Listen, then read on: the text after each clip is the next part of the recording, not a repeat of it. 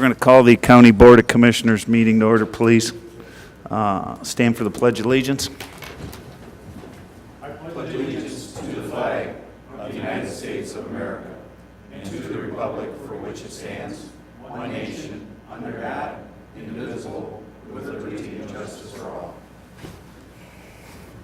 Roll call. Commissioner Greatop. Here. Commissioner Rushing. Here. Commissioner John. Present. Commissioner Heidemann. Here. Commissioner McConnell. Here. Commissioner Tomian. Here. Item 3, additions, deletions. Mr. Chair, Yes. I move that we add to the agenda the Baker College purchase agreement as item MNOPQ 11Q. Support. All in favor? Aye. Motion for the approval of the agenda. So moved. Second. All in favor? Aye. Item 5, the minutes of the previous meetings, items A through B. Mr. Chair, I would move that the minutes of the February 11th, 2016 commission meetings and the March 3rd, 2016 standing committee meetings be approved and filed. Support. Discussion. All in favor? Aye. Item 6, A and B, the 2 proclamations for the Patriot Award for Mr. Kaufman and the National Walking Day. Mr. Chairman, I move that we approve the proclamation designating April 6, 2016 as National Walking Day in St. Clair County. Second. Discussion. You want to talk about your Patriot Award, Bill? All right. Okay, we can do that right here.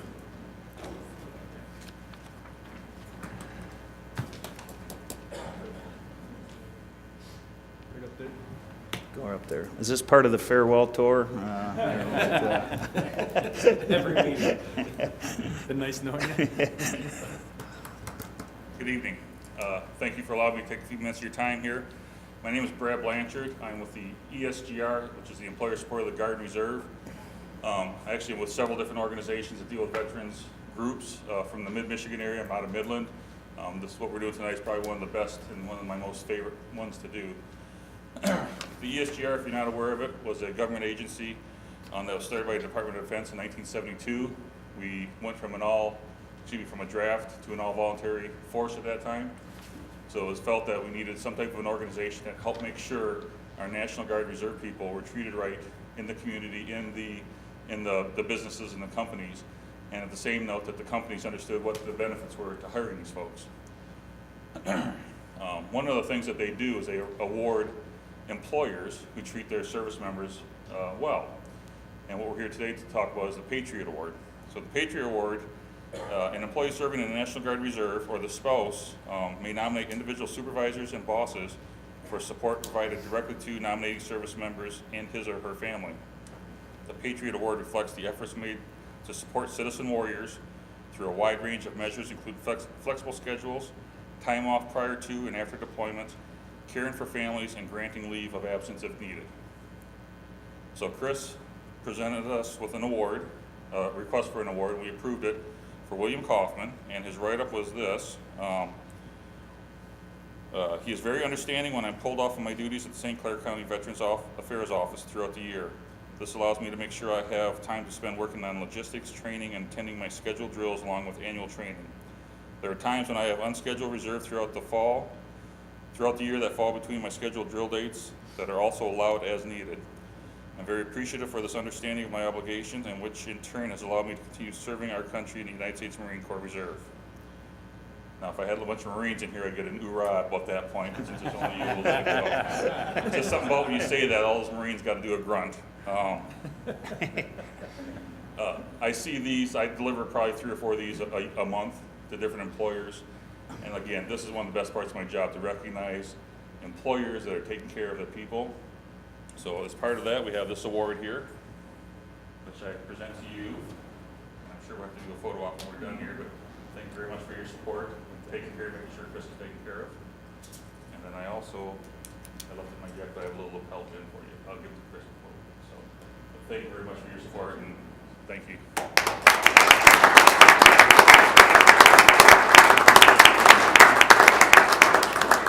Call it or say you're right now. I'll say something real quick, Okay.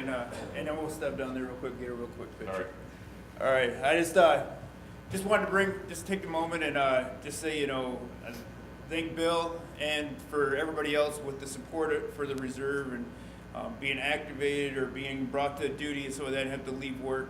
Obviously, we have a lot of stresses, just like everybody else has in their life, and it's just at least one less thing that we have to stress about or fight with the wife or anything else. So it just makes one thing a little bit easier. So I know I've had other military members that have had a lot of issues with their work before, and it just adds a lot of stress. So just moving forward, I just am hopeful that we can continue to have a good working relationship. And obviously, when the call comes down, we don't necessarily have the decision to say yes or no. So without a lot of pushback from up top, it definitely makes our job a lot easier. We can focus on what we need to. So thank you.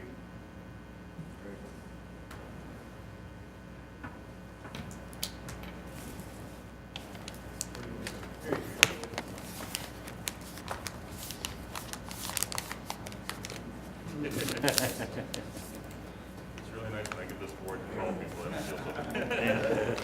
Thank you very much for getting your support. So, thank you Very all. cool. Yeah, thanks for coming, big time. Okay, moving on, consent agenda, items A through H. I move, Mr. Chairman, the consent agenda is approved as presented. Support. All in favor? Aye. Those opposed? Item number 8, reports of standing and special committees. Mr. McConnell? You have anything, Greg? No. Carl? No, sir. Howard? I'm sorry, Standing committees, reports. none at this time. Take a pass. Bill? At this point, I just want to take a moment to say that we have been working diligently on the Marine City Hotel project.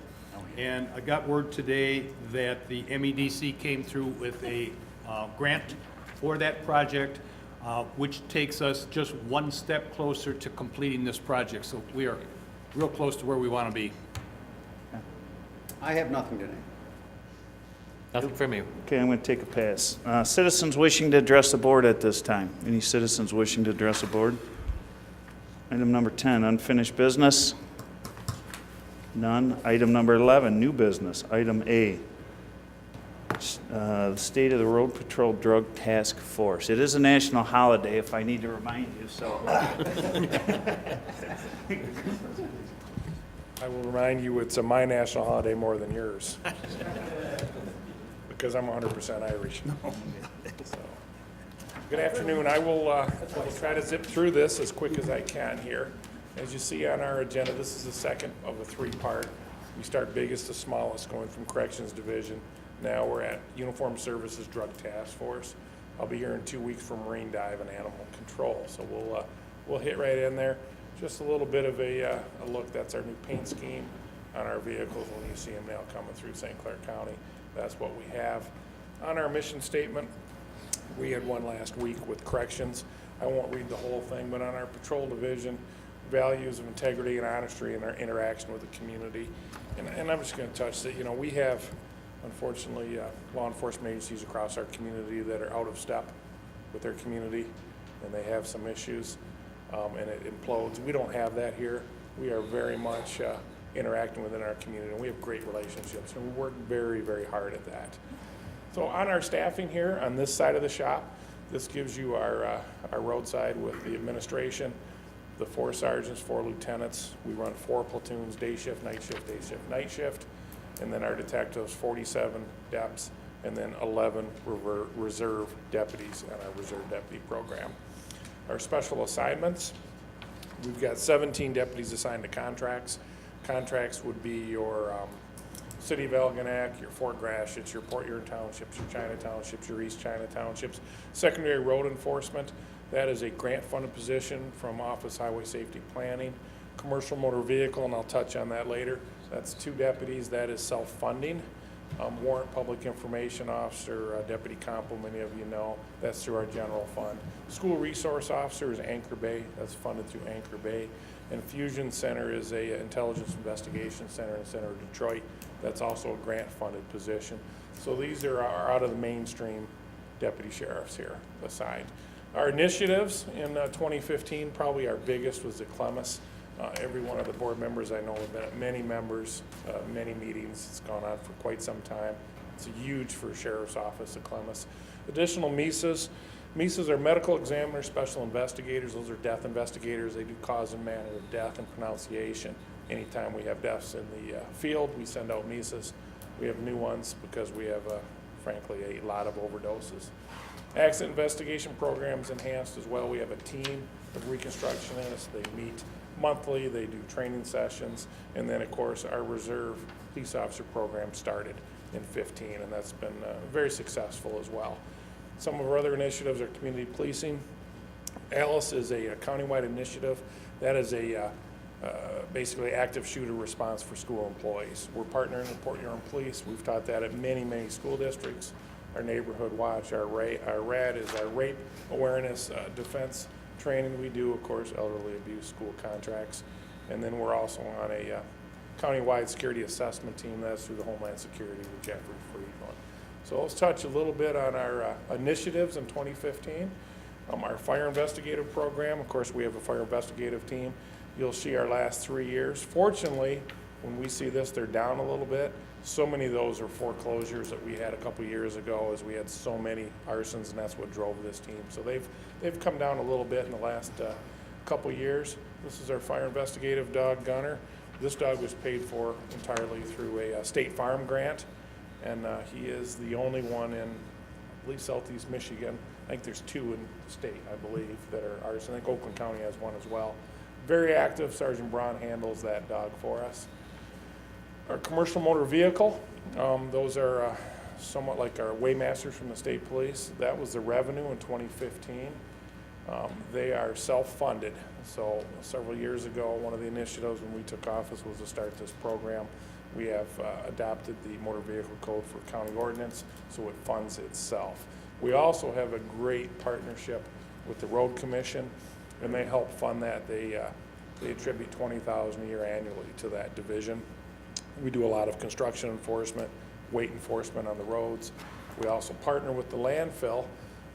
As you know, we're a closed county, so whenever we stop a truck, if it has trash from county going out of county, that's obviously a big no-no, so it helps with the revenues at the landfill. So great partnership, wildly successful program, and we basically fund enough to support the 2 positions is what it does. That's one of our trucks out here, and that's a garbage hauler, and you can guess what country he's from. The Canadian? Our detective bureau, a little overview on that. 6 detectives, a detective lieutenant. They range any of our highly violent assaults, home invasions, which are a continual epidemic in our county, and criminal sexual conduct. Unfortunately, we have one of those probably a day that comes into the sheriff's office. That takes a vast majority of their workload. A little bit more in the special training on the detective bureau. These are highly skilled investigators. This is the only detective trained to this level in St. Clair County with the forensics. He does all kinds of computer work. It's a continual retraining because it changes so fast.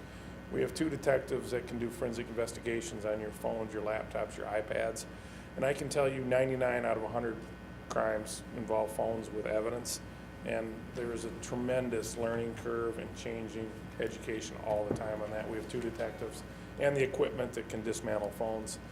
Forensic interviewing techniques as well. That's particularly with the children on the Child Abuse Neglect Council at their center.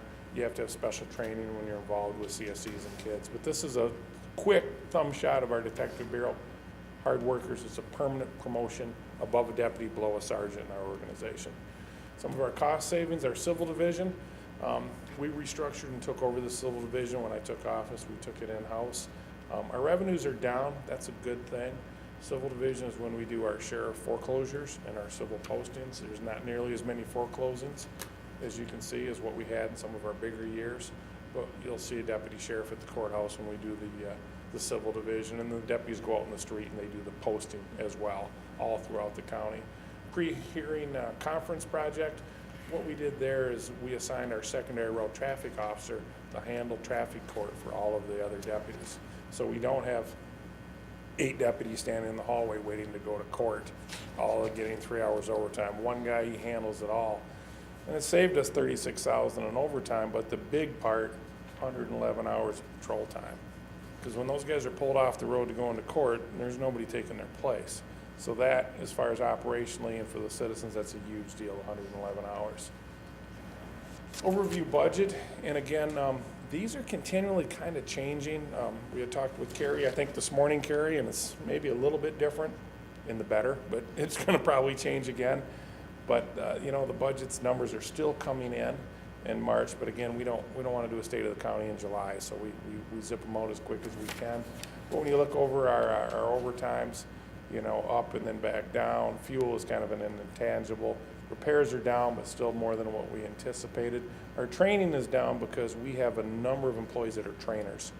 And one of the things we did is we trained the trainers, so we do our own training, we provide it for other people. A little bit cost up front to get people qualified to train, but then you get the payback later. Budgeted of $7.3 million on road patrol. We're around 7.4 and some change. That number is maybe 7.430, I think. It may be off a little bit from there, from what we talked today, but very, very close, similar to where we were in corrections. So we're very happy with that, and that's a big number to work with. A large percentage of some of that funding that got us over was funding on Clemis as well, which has been a big project, much needed project, but it's expensive at start. Calls for service, this just gives you a little snapshot when you think of the general townships. General law, we're 42,000 calls. We handle 91% of the calls in St. Clair County. That's been consistent for as long as I've been at the sheriff's office. So if there's any questions, we can address that as well. Criminal activity, property crimes, crimes against persons, they are up. We attribute that to narcotic addiction is where we see a lot of the violence, as well as criminal sexual conducts, particularly with juveniles, are the two big majorities of where you're seeing our activities in the last 3 years. Traffic violations, pretty consistent. We've had the same guy working traffic in Secondary Road for a number of years. So we're pretty consistent. I will say that is changing. Probably next month he's being promoted, new guys going in. Traffic crashes, non-injury and injury, again, those stay pretty consistent. We do a lot of directed patrol at dangerous intersections. We can track where we have problems in conjunction with the state police and their data. Intoxicated driving, surprising enough, that's gone up. You know, one of the difficult parts is when you're doing 42,000 calls a year for service, there's not a lot of proactive policing. The deputies don't have a ton of free time, but they do come across their drunk drivers and they arrest them. Tonight will probably be a busy night for Road Patrol Division. Drug driving, starting to come up again. It's new and it's tricky, but some of the laws have changed to make that a little bit easier for us to make some arrests as well. This is our newest canine, and Deputy Pink. We just got him here in service recently in 2016. So these are our calls for service. Now we're down a little bit. This year that dog had a broken leg. This year he had a full 12 months. This year we had about 3 months of training, about 6 weeks he was injured. Canine work is hard on dogs and hard on handlers, but pretty busy. The canine stats as well, our school searches, felony arrests, misdemeanors. Gives you kind of a thumbnail of where we were in the last couple of years with our dogs. This is the slide I'm most proud of when it comes to our canine program. 187 calls, 23 for locals that aren't our department, 57 for feds, and then out of county departments when we're getting calls into Sanilac, occasionally Huron County, Lapeer County, we'll go assist them. Special events as well. Special events may be doing a presentation to a Boy Scouts, maybe doing a search of before a football game, all different things like that. But when you look at the K-9 program, very successful, very, very busy. Deputy Pink is just a machine. We're lucky to have him in our county. Drug Task Force, you'll see some frightening slides on this. This is precursors and meth lab of one of the ones we hit locally when you look at some of the components. That's our staffing at the Drug Task Force. We have had some increases with assistance from the feds. We have the 2 Border Patrol agents assigned, and we have the 1 Border Air Marine assigned as well. Of course, we've always had the Port Huron officer that we fund and our deputies. Unfortunately, with the tax rolls down, that number of staffing is low, and it's lower than it was 10 years ago when I was running the drug unit with Under Sheriff Buckley, and he was Sergeant Buckley, and we weren't nearly as busy as we are today. So that is an unfortunate, but we did pick up a little help with some federal agencies, so that has helped us. It's another, just kind of a site of a meth lab cleanup. Gives you an idea of all of the biohazard precautions and the time consuming and the expense to meth, which is a real problem for us here. These are 1-pot cook methods. Each one of these contains meth. That's called the 1-pot because that's 1 pot, or a pop bottle that you hear us talk about all the time, and some of the precursors as well. These are our tips and criminal complaints on the Drug Task Force coming in the last 3 years. Very, very, very busy group of guys. Misdemeanor and felony charges, as you see, the felony charges continue to climb out there at unprecedented numbers, as well as misdemeanors as well. Forfeitures, actually, it's pretty consistent.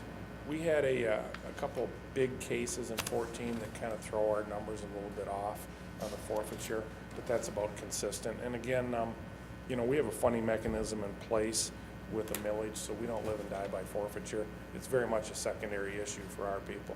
We're chasing drugs, not money, and that's a philosophy that we adhere to.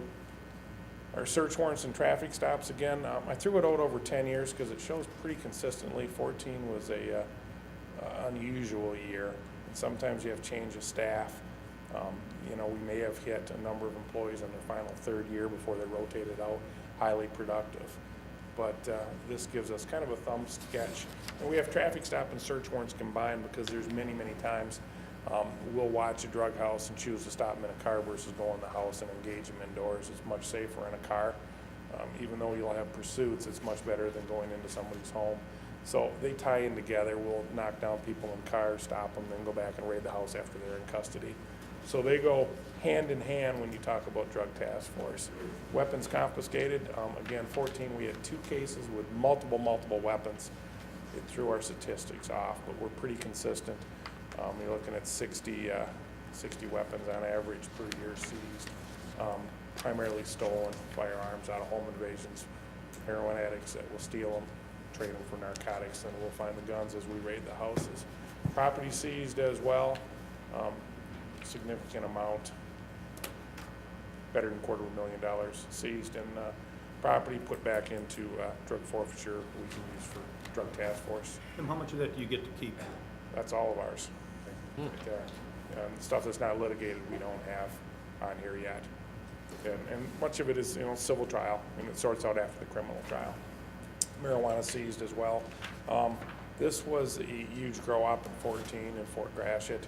I won't mention the name, it's pending, but that is one that is still in the works. It was a humongous operation. It was inconsistent for us here. This is probably one of the more disturbing slides. This is our meth labs that we hit. Now I can tell you, then if I did this, stretch this out 5-6 years, we'd go from none to this level right here, and no end in sight as well. So, and that's our product as well. When you look at the amount of meth that we're taking off the street, staggering amounts of meth labs that we're finding in St. Clair County. We are the hot area in all of Michigan right now. Unbelievable amount of methamphetamine labs we're seeing because it's just too darn easy to buy the precursors and cook it. Heroin as well, again, off the charts. Way high numbers in 2015 for heroin. And again, that was unheard of 10 years ago, very uncommon 5 years ago. It's everyday occurrence. You have to flip a coin whether you're going to raid the meth house the heroin or the crack every day. Cocaine, everybody thinks that went to the buy. We had our biggest year in cocaine seizures we had in half a dozen years, and that's crack cocaine, just like it always has, runs right up I-94 from Detroit. So, 444 grams. When you think about 1/10 of 1 gram is usually $20 worth of crack, so that's a lot of crack cocaine. A couple of our things in conclusion, looking to the future for this year, Clemis is our really our big ticket item that we're looking forward to. It's going to do wonders for enhancing performance tracking. We have checks and balances every day with our employees of what they have to do in a shift, and it's really hard under the AS400 to pull out good data. It's not fair to an employee if you run numbers 3 different times and get 3 different answers when you're trying to gauge people. So we're very excited about tracking mechanisms. I'm not so sure my employees are excited about it, but I, for one, am real excited about it. Drug Task Force millage comes up in August. That's a must, and we will talk more about that in the future. And again, heroin, meth, and cocaine continues to be the big draw for us, and that is our focus. In conclusion, 3 that we live by: cooperation, not just with our commissioners, with our department heads, Carrie Heptings, Bill Kaufman's, our accountability to our community, and our transparency with our partners in the media. So, any questions? Went through that in record time there, Commissioner Graytop. You did. I am so proud of you. Howard? There's a lot of information here, but I'd love to answer. I'm just curious about Clemis. We just implemented that, and I was just wondering how it was working. More in terms of, are the people on the road able to spend more time on the road because they can get the reports in and get the information? Yes, and it's a learning curve. We have to get dispatch up. They're not there yet, but it's a process, and it's coming. And the next generation and this generation of law enforcement, we don't hire them because they're big and strong. We hire them because they can take a laptop and they can sit up and dance, and that's where Clemis comes in. I mean, you can do so much with it if you have the skill set. And every minute that they can do that and stay on the road is patrol time. And that's the idea. The offices, those police cars are very much a mobile office. The cost of the car isn't what hurts you. It's all the stuff inside the car that you have to have. And they look like you're sitting in a F-14 jet when you get inside those cars anymore. But you get Clemis, will definitely save us man hours. Okay, anything else for Tim? Thanks, Tim. All right. Moving on, item number You bet. B, the approval of the county disbursements for January and February. This time I'd like to move to approve the county disbursements for January 2016 in the amount of $13,969,766.11, and February in the amount of $15,131,239.90. Support. Discussion. Roll call. Commissioner McConnell. Yes. Commissioner Dunn. Yes. Commissioner Graytop. Yes. Commissioner Tamian. Yes.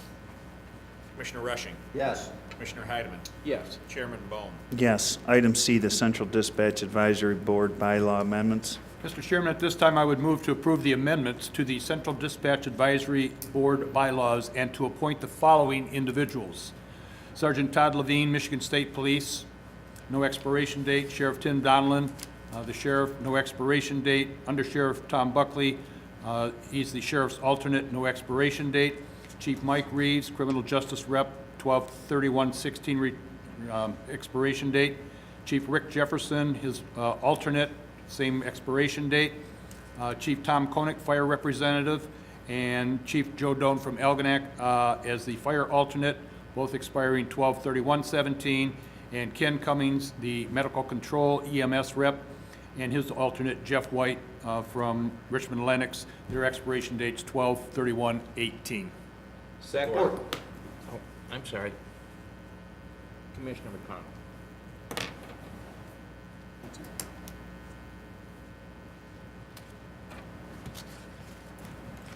No, go ahead. We're all good?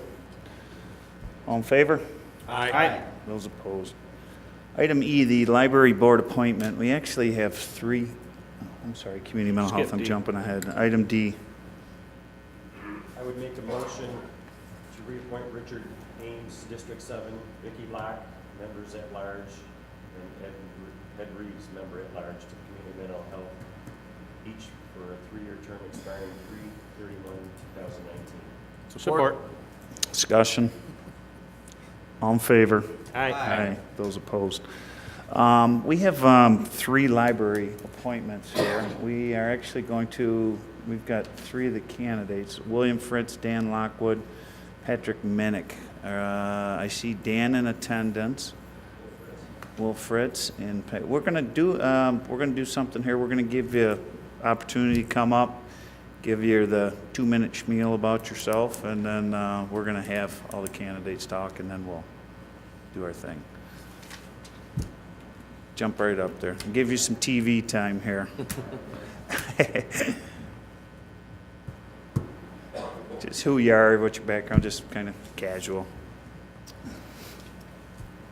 All right, thank you, Chairman Bone, Commissioners.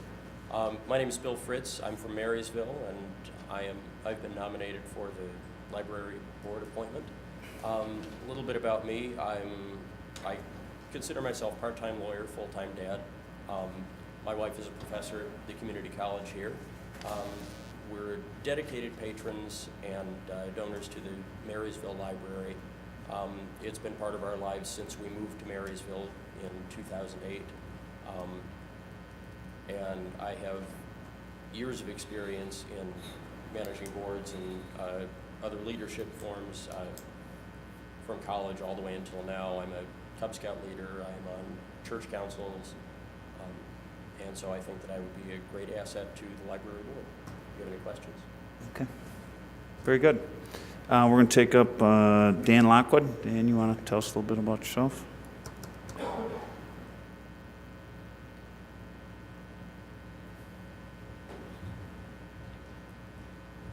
Chairman, Board, and Commissioners. My name is Dan Lockwood. I'm a CPA. I've retired from Blue Water Plastics in 2005, and I've been just in community service since then. I have served on the County Planning Commission for 20-plus years. I just left my post with the St. Clair DDA for 10 years. Involved in a number of other community projects in St. Clair and here in the county. I was asked to apply for the position. I've had some discussions and attended one of the Planning Commission, Library Board meetings. What I have is just a lot of questions at this point. I think that of my business background, I can provide some services, some things that I've noticed. I have some questions about the financial statement. One of the things I was told in the financial statement is some of the revenue sources have restrictions, but when you look at the way it's presented, there's no way that a reader can see whether or not what those restrictions are and how the money is spent. And you don't know at the end of the year the surplus whether you've spent all your restricted money and all you have left is the unrestricted money. So you don't know what part of your surplus and how you can apply it in the future. The County Planning Commission was involved with a vision statement with the library. My understanding is the administration is attempting to administer this vision statement, but there's definitely no support at the board level. And my experience in the past is that without the top following changes such as the vision statement, nothing happens. There were also some analytics being presented at the board meeting. The analytics that I saw when I asked the question are items that are required by the state for revenue sources. But again, if you don't have analytics to measure change, you never move forward. And again, there's a couple other things that I just have a lot of questions, and I think that's what I'm going to be bringing to the board, is just a different outlook on the library board. Okay. Thank you. Pat?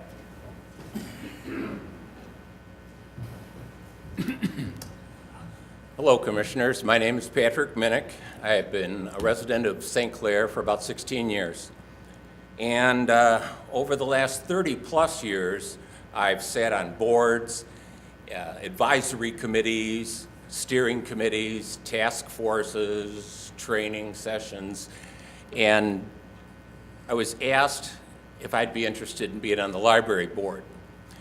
Over the last 9 years, my 3 daughters have presented me with 5 grandchildren, and they're all remarkable. and they all love the eyeberry when they come to visit. Now, that's their word, not mine.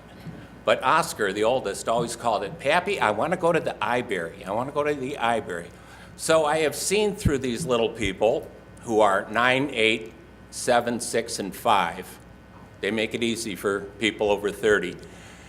I've seen them do things like just plopping down on the floor and reading a book, playing with toys, making ice cream, doing crafts, and learning the names of the librarians. Now, keep in mind, none of these kids even live in the county. They just come to visit, but they love the eyeberry. And it allowed me to see the library through their little eyes. And the St. Clair Library in particular is a jewel in that you can go in there, you can talk one-on-one with a librarian to get some assistance, find what you're looking for. I'm not going to go through the litany of everything that they can do, but it's pretty remarkable. Unfortunately, the library needs nurturing, and I'm just the guy to do it because I have something that our friend Bill Gates would love to have, but he doesn't have the money to buy it. I'm retired, and I have time. And if my grandchildren will give me the time, I would love to be on the library board and help nurture it. That's it. Thank you. Thank you. Thanks to all the candidates. I'm going to make a motion to close the nominations and cast a ballot for the library for District 4. I would so move. Support? All in favor? Aye. Okay, fill out your ballots and send them on down.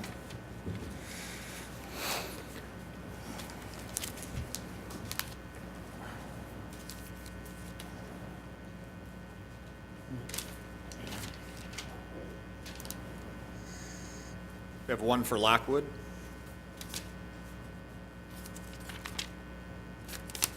Lockwood.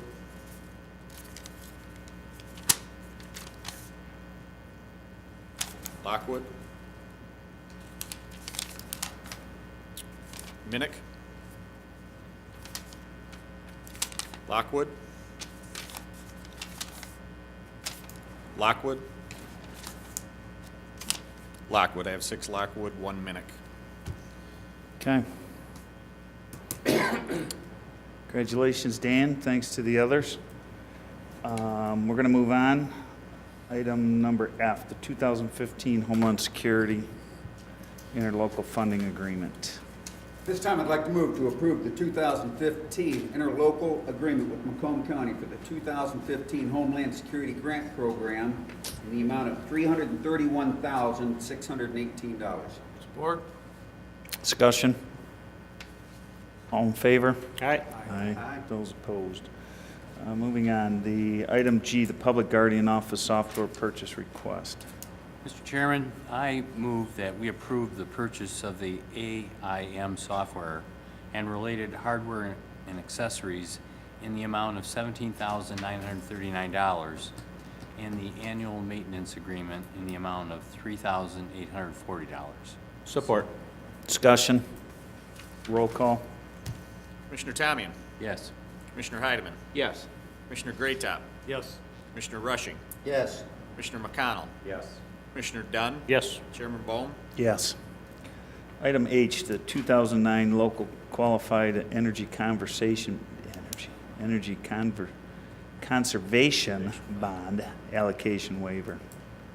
Mr. Chairman, at this time, I would move to adopt Resolution 16-05, assigning St. Clair County's qualified energy conservation bonds allocation to the state of Michigan. Support. Discussion? All in favor?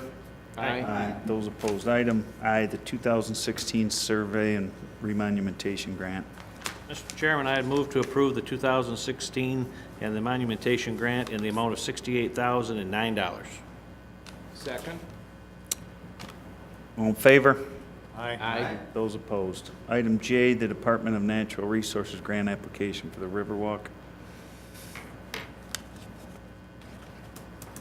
Mr. Chair, I would move the adoption of Resolution 16-07, approving the submittal of a grant application to the Michigan Natural Resources Trust Fund and the Michigan DNR Recreation Passport Grant Program for the Blue Water River Walk. Support. Discussion. All in favor? Aye. Those opposed. Item K, the landfill soil borrow project. This time I'd like to move to approve the soil borrow project for the landfill in the amount not to exceed $190,774. Support. Discussion. Roll call. Commissioner Greatop. Yes. Commissioner Dunn. Yes. Commissioner Tamian. Yes. Commissioner Rushing. Yes. Commissioner Heidemann. Yes. Commissioner McConnell. Yes. Chairman Bone. Yes. Item L, the district court manning table revision request. Mr. Chairman, I move that we approve the revision of the district court manning table to eliminate the administrative services coordinator position and add a deputy court administrator position. Support. Discussion. All in favor? Aye. Aye. Those opposed. Item M, the Metro Planning Commission manning table change. Mr. Chairman, at this time, I would move to revise the Metropolitan Planning Commission manning table to eliminate the part-time secretary position and revise the existing part-time accounting clerk 2 to a position of full-time. Second? Discussion. All in favor? Aye. Aye. Those opposed. The Parks and Rec manning table revisions. Mr. Chairman, I move to approve the revision to the Parks and Recreation manning table, eliminating a Parks Operations Supervisor position and adding a Park Manager position. Support? Discussion. All in favor? Aye. Aye. Those opposed. Item O, the addendum to the sanitary sewage disposal agreement with the City of Port Huron.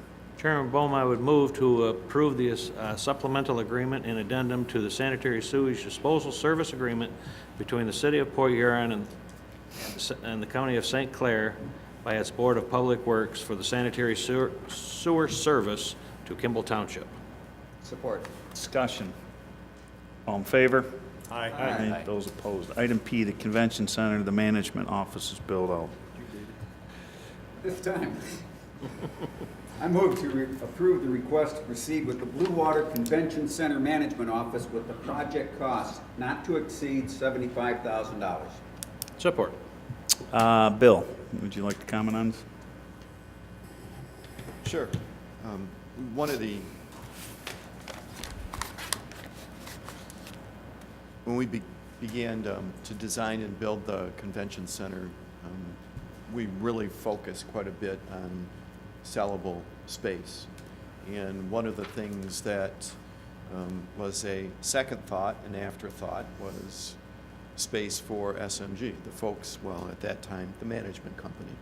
We felt that they could work in a very mobile status. They wouldn't necessarily need an office.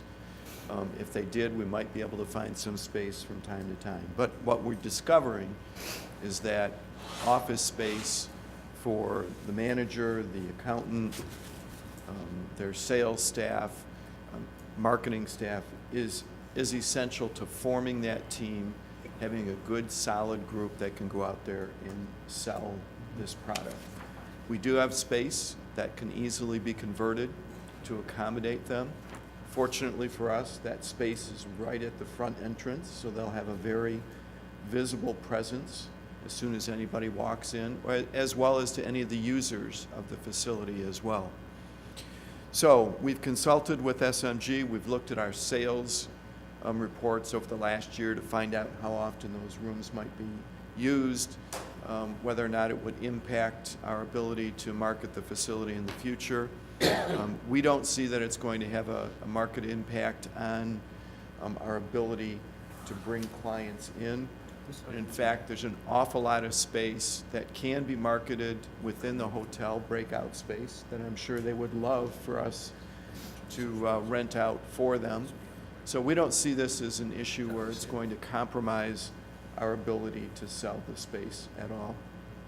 And in fact, what this will do is be able to create a much stronger team for our management group, also enable them to work much closer with the CVB, who will be located just 10 steps away right across the hall.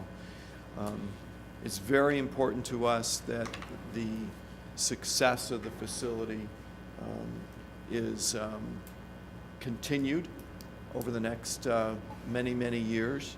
And having that space that's very visible, being able to deal with customer issues when they are there using the facility immediately, being able to respond to them is very vital to us. So we think that this additional space is really going to help SMG sell the space, market the space, and certainly address any concerns that people may have in the future relative to customer service or responsiveness. Yeah, when we did the agreement with Kruger at the time, or the consulting piece of it, one of the things they talked about was number of breakout rooms.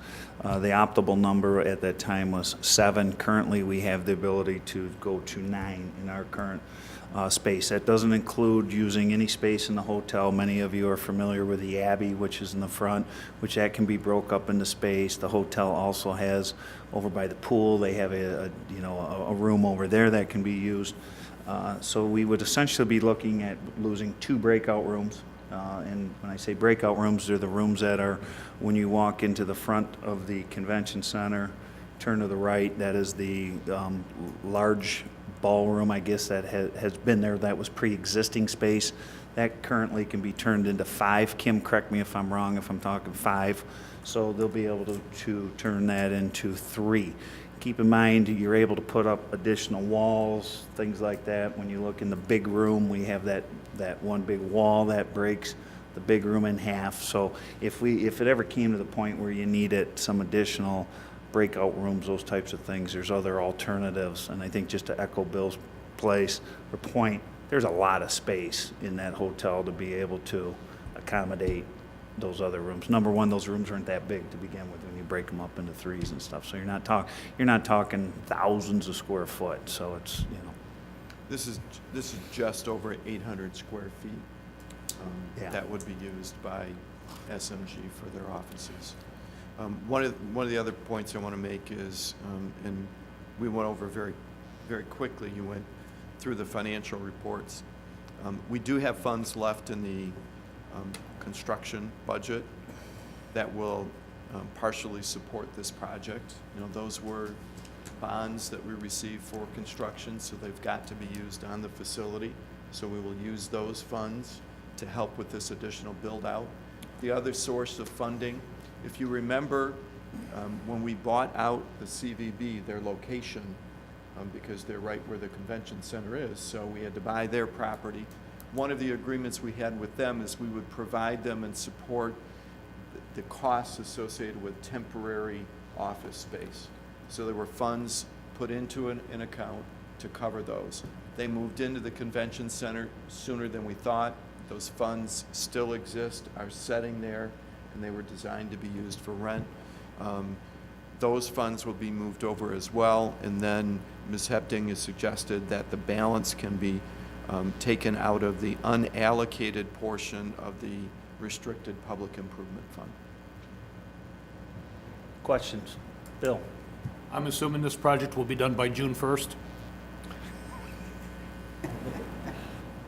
We'll see how quickly we can get contractors out there. We've already got an architect that's drawn up the plans. His next step will be to develop the specs for the project. Then we'll go out and get our quotes, and away we go. Do I hope we have it done by June 1st? I certainly do. So do I. Okay, anything else? Roll call. Commissioner Dunn. Yes. Commissioner Rushing. Yes. Commissioner Heidemann. Yes. Commissioner Tamian. Yes. Commissioner Greatop. Yes. Commissioner McConnell. Yes. Chairman Bohm. Yes. Item Q. Probably, let's talk a little bit about it, then we'll. Will I make the motion first? If I could, I'd like to make the motion. Talk with corporate counsel if that's okay, unless he's already got the wording set. Let's just a little background on it, I guess. We'll talk about this next item first. Everybody's aware Baker College is located next to the convention facility. They have the culinary school, which is up there. They built that first, and then Baker College went ahead and they built student housing, which they currently house up to 48, if I'm not mistaken, in their current dorm configuration. Baker College recently approached the county on purchasing some additional property to expand their dorms in a Phase 1 situation. They've had very good growth in their enrollment. Program's been very successful. They've already are taking applications for their fall enrollment in the new dorms, and which is good. You know, I'm a big proponent of the culinary school, because when I look at that program, when we first talked to 2 other communities that had culinary schools located in them, everything that we heard from the city managers was just positive. How much, you know, the talent increased, how better the foods in the local restaurants, you know, all those types of things happen. And really, to become a tourist destination, let's face it, certain things are consistent. Generally, it's good restaurants and good nightlife entertainment. This is a big component. If we can assist Baker in helping them grow their program, and like I said, there again, it's their money, they're funding the dorm, so on and so forth. They're looking to buy a piece of property from the county right now, and essentially they would build their dorms right, it would be north of where their current dorms are. A Phase 1 situation, like I said, for now, which would be 34 beds, 34 additional students. Long-term, you know, there are some additional expansion possibilities. Bill, I don't know if you want to talk or open up for any questions, commissioners. You've got that information. Yeah, we've just, you know, one of the issues that we've constantly been very sensitive to is ensuring that this expansion of their facility does not compromise the investment that the public has made in the convention center at all. We've worked very closely with Baker on that. You'll see when you look at the agreement, there are some considerations or stipulations, conditions being placed on them in order to allow them to expand. When you see the purchase price too, you're going to ask how we came in there. That purchase price, there was an appraisal done on that piece of property, and they came up with a per square foot figure, and they're only buying a certain percentage of that currently. So when you see the $18,898.30 or whatever the number is, why the funny number is because it's based on, like I said, an overall appraisal that we had done on the property and the portion that they're buying. And then if you see in your agreement, they are going to put in additional parking that is going to be part of the county's. They're going to pave some green space that the county currently owns and put in additional parking into surplus and inventory there. So, If I could, it's very, yeah. I'd like to have a motion to agree to the Baker College purchase agreement with minor parking issues to be resolved by corporate counsel. Support. Any more discussion on any of the, Bill? I took the time to blow up this one chart here because I couldn't read the small one, and went up there and took a look at it today, and if I'm reading it correctly, if you start right at the middle of Mansfield Street, which is the dividing line between what they own to the south and what we own to the north, start right there and move a distance of 58 feet Just to into clarify, the grassy area. Part just of to this clarify road- too, Mansfield, that's not a street. I mean, they paved it. That is an entrance. Driveway. To a driveway into the facility. So you don't have to vacate roads or do any of that kind of stuff. Exactly. But from the center of that road, it looks like it goes a distance of 58 feet. I stepped that off today, and that takes us short of the light pole that is in that grassy area. If I'm doing this correctly, that's actually shorter than what I thought we were gonna have to give up. So it does come up short of that one particular light pole that's in the way there. Yeah. So, just for your information. Carl? So, this is the appraised price of the real estate. Correct. Well, the whole piece, we had the whole piece and then appraised, and they came up with a per square foot price. Prorated. Yes. And then in addition to paying us our prorated appraised price, they're also going to pave some of our parking spaces? Correct. And, you know, when you look at the parking, let's face it, Duke's our construction guy. What's a parking lot per spot? $2,500, give Yeah, or in that take? ballpark, depending on the time of year, but yeah, you're right there. Yeah, so if you used a $2,500 per parking space per, that's the additional benefit to the project. And I also saw in the draft of the agreement that I have before me that they're committing to replacing the parking spaces for us in 5 years. Any potential loss. I think we're all super sensitive to the amount of parking that is going to be required up there.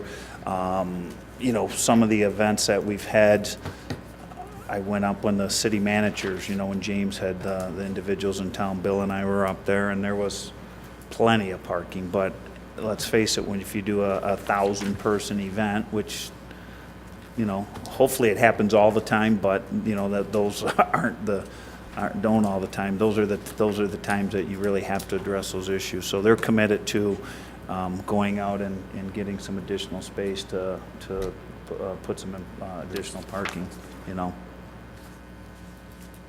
Their culinary school, 400 max, 350, 400 is kind of their slated number. Currently, they're at 130 today.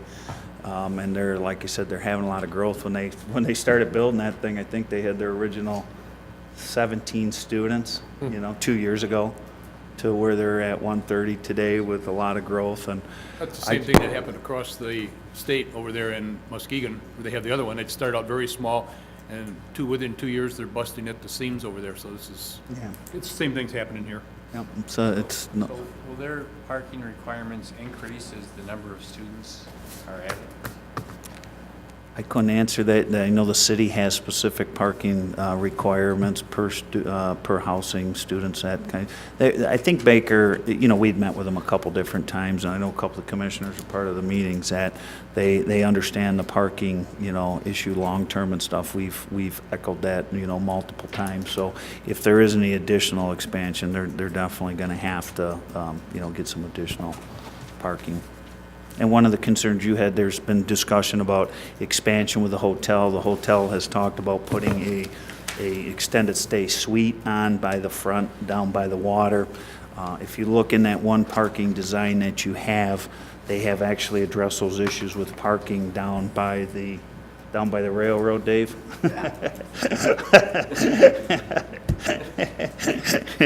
They've got those issues addressed. So. Because that was a concern, building an additional, extended stay and all that, so. I was concerned about that, but Yeah. I think this addresses those concerns. Just Carl, when I met with corporate counsel, that was the issue, was specifically some of the requirements from the city and whatever. So he's going to clean up the language a little bit and put some specifics in there, but it's just some cleanup of the language of the agreement. And the maintenance agreement for the jointly owned and county property for the additional parking that's going to be going in for us, that is part of the agreement. So. Anyways, any other questions at all? Give me a roll call. Commissioner Dunn. Yes. Commissioner Rushing. Yes. Commissioner Heidemann. Yes. Commissioner Greatop. Yes. Commissioner Tamian. Yes. Commissioner McConnell. Yes. Chairman Bowman. Yes.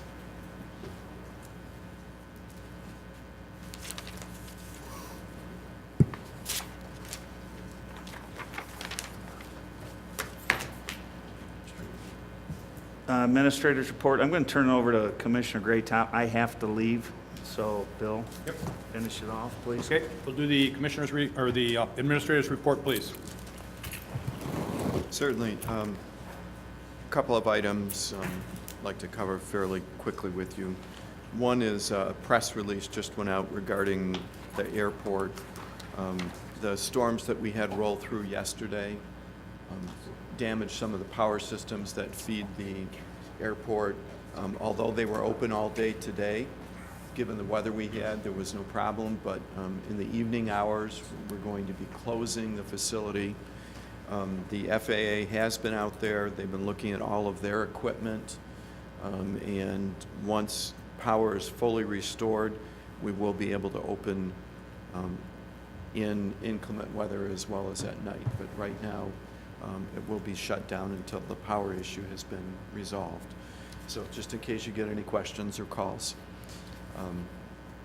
Any time frame on that? No, I know DTE was there all day today, but as I think most of you know, it's a pretty wide area that has been affected by this, including the airport. They were able to get the power up to half power, but certainly not safe enough for the FAA to run the kind of equipment that's necessary for instrument landing. So, the HR director, that was mentioned a little earlier today, the application period will be closing in just a couple of days. We've got close to 50 applications that have been submitted. I'll be forming a committee of some key department heads and managers that will be assisting in reviewing those applications and then beginning the interview process as well.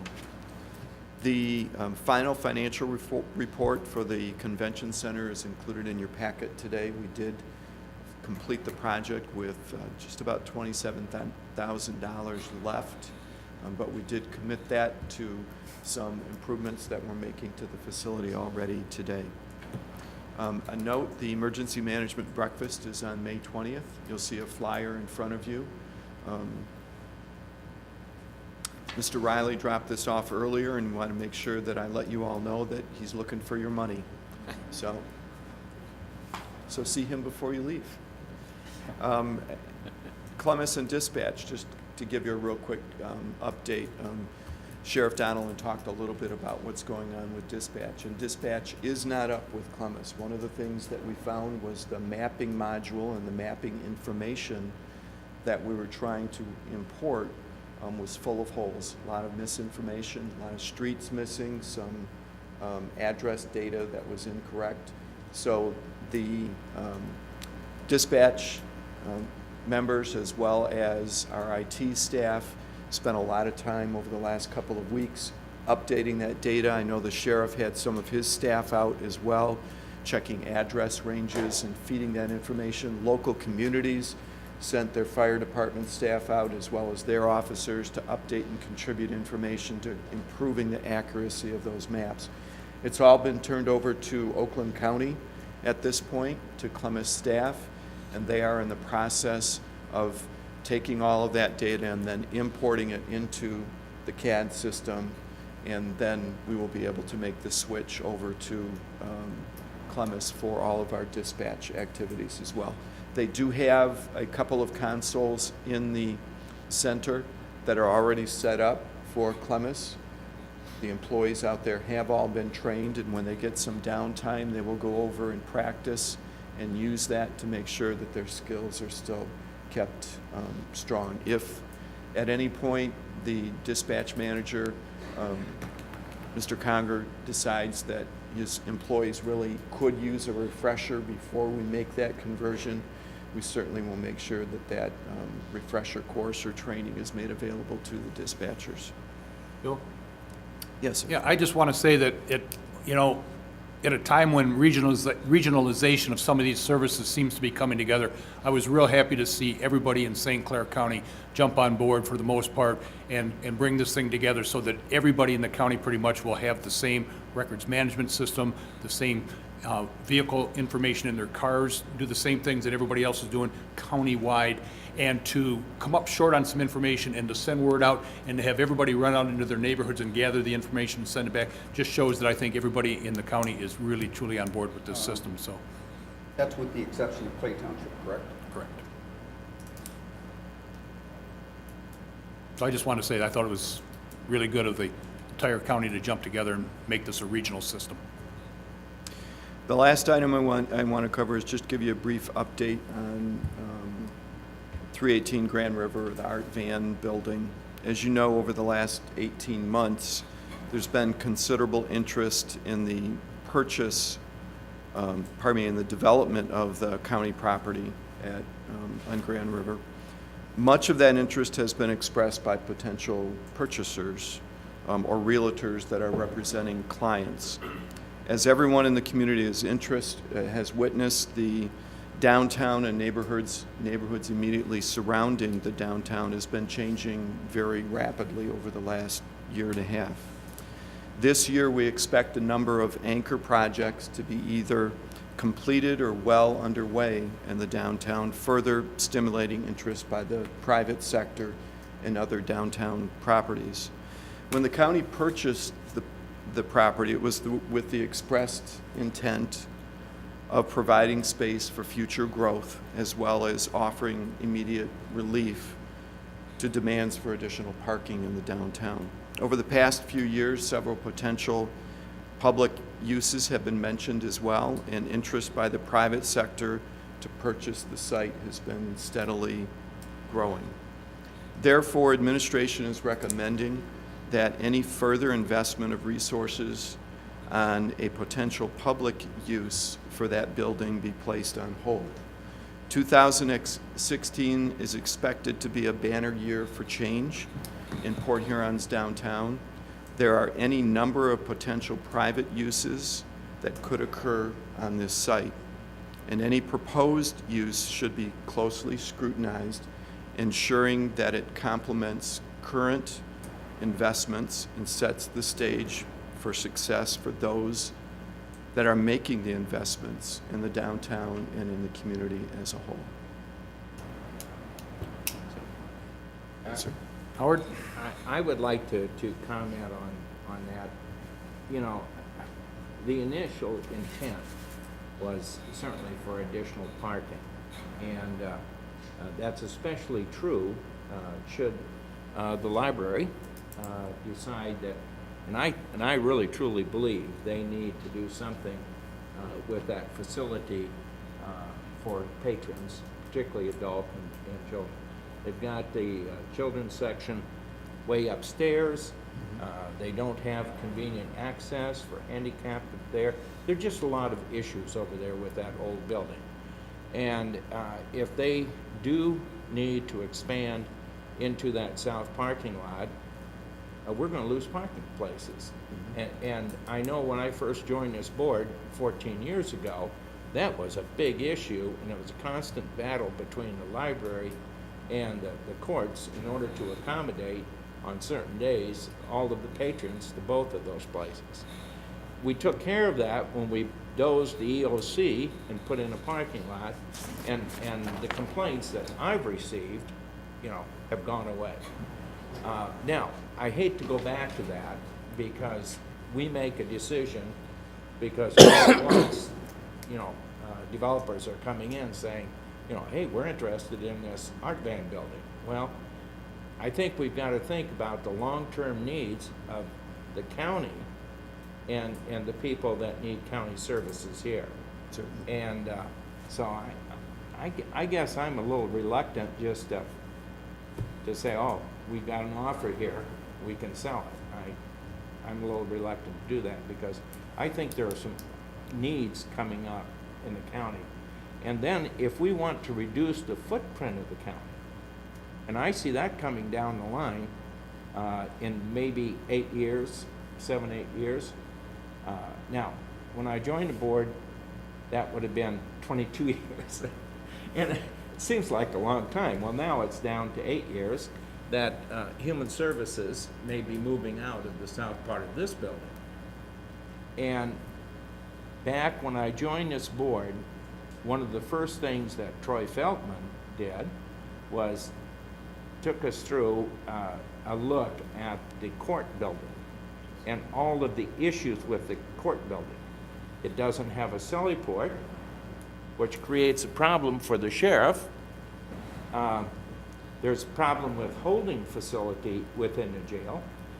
Jeff Bohm and I, back a long time ago, I think on your request, went through the court building trying to find a place where we could make more secure holding cells until they're called up to court.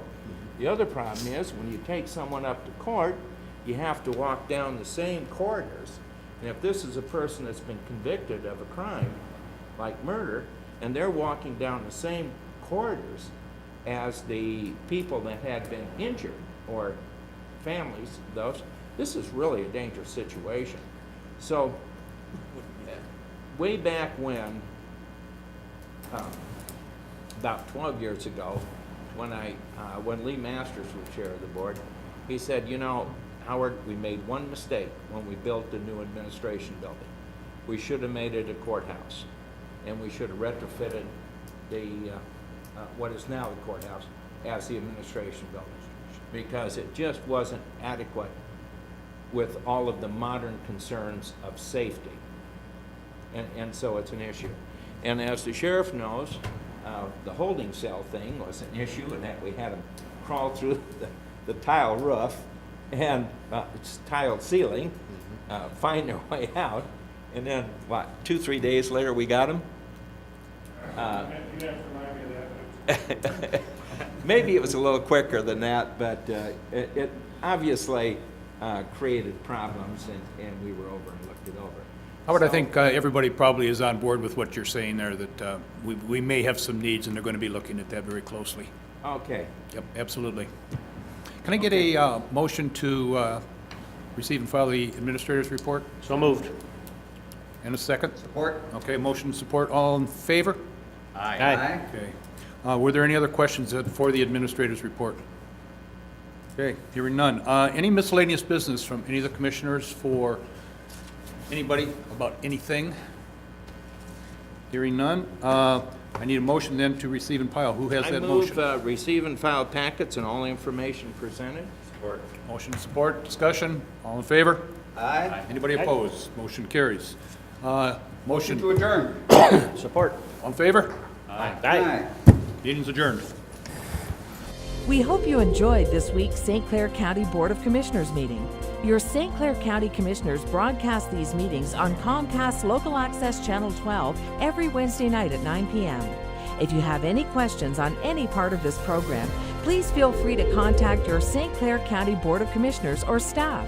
You can find their contact information, the meeting agenda, and videos of the meetings at www.stclaircounty.org.